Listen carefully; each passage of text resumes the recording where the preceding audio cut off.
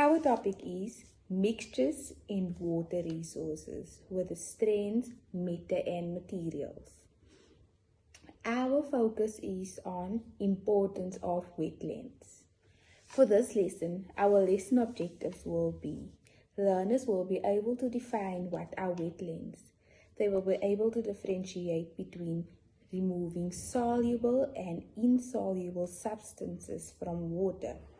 They will then be able to explain how natural wetlands acts like a sponge and manages the flow of water.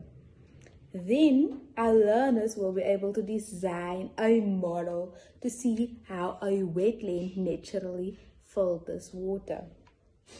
For this lesson, we are going to be building a model to see how a wetland works. Learners, today we're going to learn about the importance of wetlands, and under this topic we're going to look at how it serves as a habitat for animals and plants, and how it removes insoluble and soluble substances from water, and also how it regulates the flow of water. So wetlands are important ecosystems. What is a wetland? A wetland is exactly what the name says, land that is wet. And where do we find wetlands? In areas where ecosystems from land and ecosystems from water come together. The soil in wetlands is either waterlogged or covered with shallow water. What is waterlogged?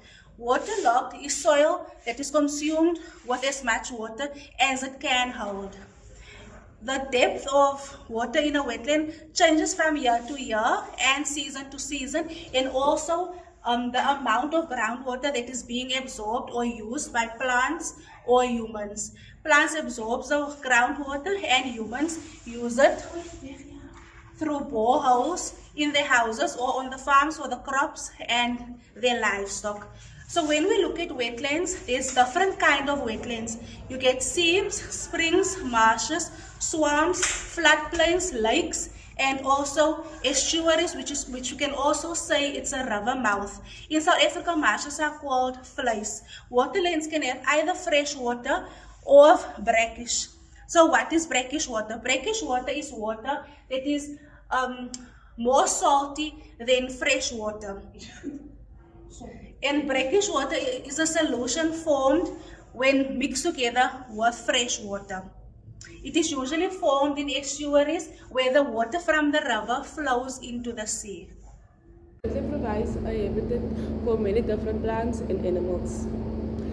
It supports the biodiversity of life on Earth.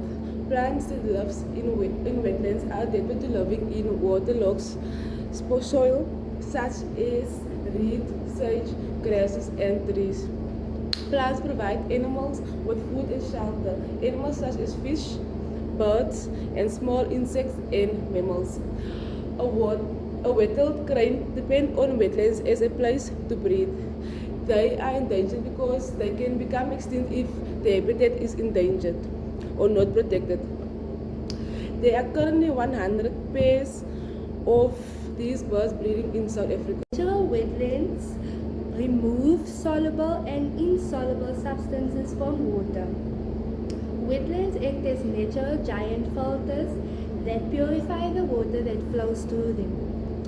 Wetlands filter out sediments, which is soil particles and gravel that accumulate in the water. As water flows through the wetland, harmful dissolved substances are being trapped by the plants that grow in the wetland. A wetland improves the quality of the water that flows through it by purifying it. Good day, grade 6s. So for this experiment, you will need two 2-liter plastic bottles. You will need your scissor. You will need a bucket filled with muddy water.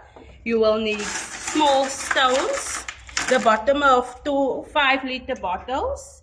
You will need 2 bricks, grass, and fine sand. Okay, so we are going to cut each bottle in the length, and then what we're gonna do, we're gonna put the grass in the one in. So we're gonna put the grass in here.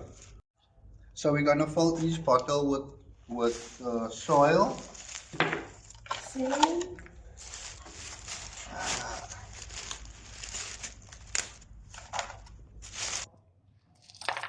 So we're filling each bottle with stones.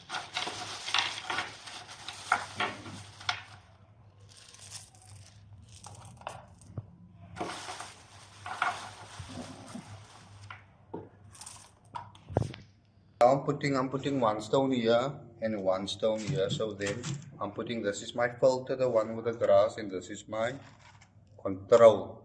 So now I'm putting the bottle like this, and then I put the plastic at the bottom. And put the other bottle here, and there we go. So what I'm gonna do now, this is just to show you, I'm gonna pour my muddy water into the filter, and let's observe what is happening with the water. So there we can see. So what I'm doing now, I am pouring the water into the filter.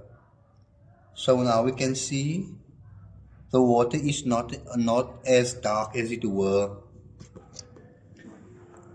And this is with the control, I'm doing the same with the control.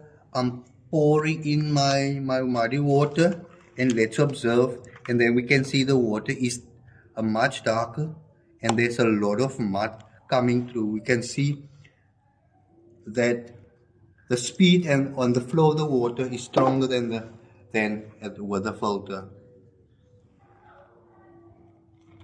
So this model was actually a demonstration of how wetlands acts as a sponge, which they absorb all the water coming from maybe from a river, from a stream, and then it decreases the speed of the flow of the water, and that can help with our floods. So we've learned, as I've said, that the water in the filter, the speed of the water was decreased, and the water was not as impure as it was before. The speed of the water was the same. It was the same speed, the same flow of water, and the water was darker than with the filter.